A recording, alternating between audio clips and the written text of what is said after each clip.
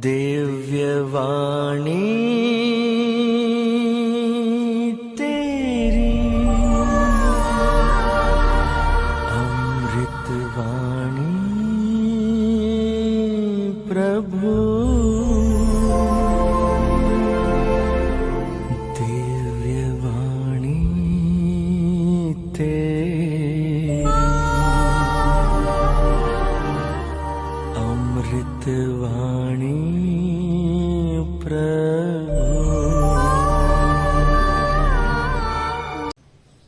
आज का पहला पाठ योग का ग्रंथ अध्याय 1 वाक्य संज्ञा 6 से 22 तक हम लोगों ने सुना और उस पर मैं थोड़ा प्रकाश डालना चाहूंगा। और वाक्य संज्ञा 21 और 22 में कहा गया है, मैं नंगा ही माता के गर्भ से आया था, मैं नंगा ही पृथ्वी के गर्भ में चला जाऊंगा। ईश्वर ने दिया, ईश्वर ने लिया, ईश्वर की स्तुति हो। बहुत ही खूबसूरत प्रार्थना। और बाइबल कहती है कि योग पूर्वी देशों में सबसे धनी व्यक्ति था और उसके कितने बच्चे थे?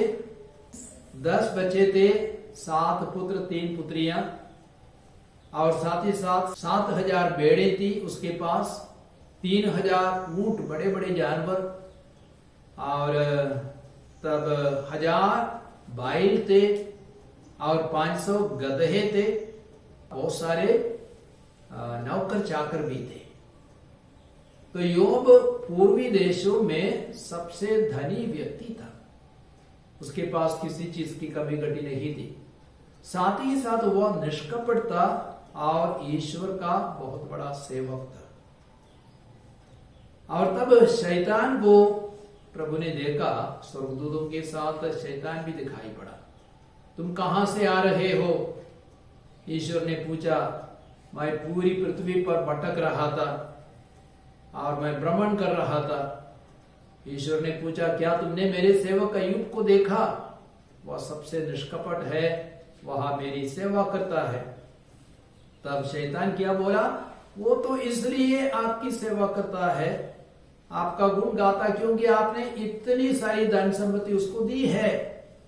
आप उसकी धन संपत्ति पर मुझे अधिकार ले लीजिए, तब देखिए क्या होता है, वो आपकी निंदा करेगा।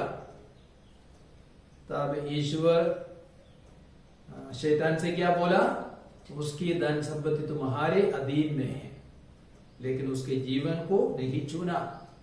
तो शैतान बहुत खुश होकर के चला गया और आहिस्ते आहिस्ते उसकी सारी धन संपत्ति नष्ट हो गई।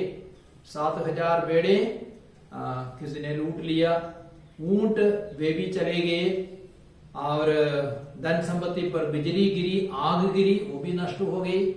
बच्चे सब आनंद मना रहे थे, भोज कर रहे थे। किसी भाई के घर में अचानक आंधी गिरी, सब बच्चे भी मारे गए, पूरा छत उनके ऊपर गिर पड़ा और सब मारे गए। एक के बाद एक नौकर ने आकर के योग से कहा, सब कुछ नष्ट हो गया, सब कुछ नष्ट हो गया। तब योग क्या बोले? मैं नंगा ही माता के गर्भ से निकला था, मैं नंगा ही पृथ्वी के गर्भ में चला जाऊंगा। प्रभु ने दिया, प्रभु ने लिया, प्रभु की स्तुति हो। यदि हम योग की जगह होते तो हम क्या करते? हमारा हार्ट अटैक हो जाता, उसी क्षण शायद कदम हो जाते, या हम ईश्वर की निंदा करते, ईश्वर को कोसते। लेकिन योग के बारे में बाइबल कहती है, उसने ईश्वर के विरुद्ध कोई पाप नहीं किया, उसने ईश्वर की निंदा नहीं की, और योग ने ईश्वर की स्तुति की, ईश्वर को धन्यवाद दिया। एफेसियों के पत्र अध्याय 5:20 में संत पौलुस क्या कहते हैं? ईसा मसीह के नाम पर सब समय सब बातों के लिए पिता ईश्वर को धन्यवाद दे। किसने कहा है? यह प्रार्थना सब ताला को खोलने वाली प्रार्थना है और सबसे सुंदर प्रार्थना है। और थिस्सलुनीकियों के पहले पत्र अध्याय 5:16 से 18 तक में भी संत पौलुस क्या कहते? आप लोग हर समय प्रसन्न रहे, निरंतर प्रार्थना करते रहे, सब बातों के लिए ईश्वर को धन्यवाद दे। तो धन्यवाद की प्रार्थना, स्तुति की प्रार्थना सबसे सुंदर, सबसे शक्तिशाली प्रार्थना है।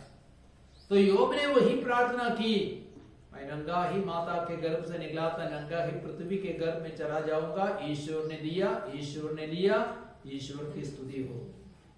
तो यदि सब कुछ ईश्वर ने दिया तो ईश्वर को लेने का भी अधिकार है। ईश्वर ने हमें जीवन दिया, जीवन लेने का अधिकार ईश्वर का है। ईश्वर ने हमें धन संपत्ति दी, धन संपत्ति को लेने का अधिकार ईश्वर को है।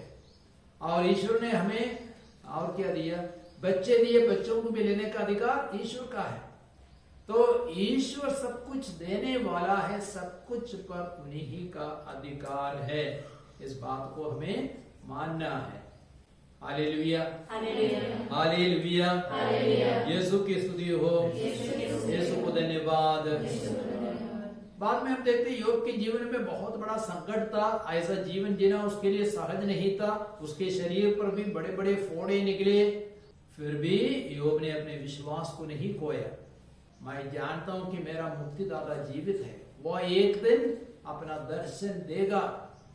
और अंत में क्या हो गया, ईश्वर ने स्वयं योग को दर्शन दिया और उसको क्या दिया, दुगुना आशीर्वाद दिया। दुगुना आशीर्वाद मतलब 7,000 बेड़े 14,000 बेड़े हो गए, 3,000 ऊंट 6,000 ऊंट बन गए, 1,000 बैल 2,000 बैल बन गए, 500 गधे 1,000 गधे बन गए, और 10 बच्चे 20 बच्चे बन गए।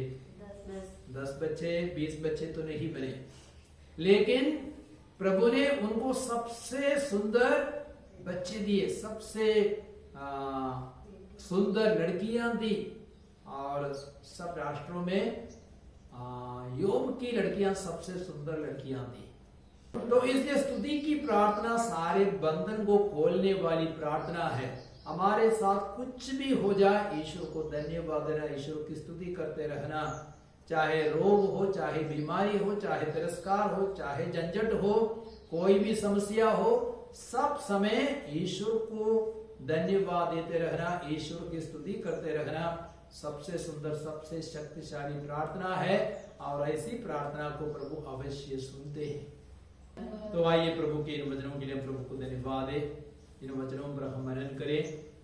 और योग ने जो प्रार्थना की, उस प्रार्थना को हम भी अपनाए।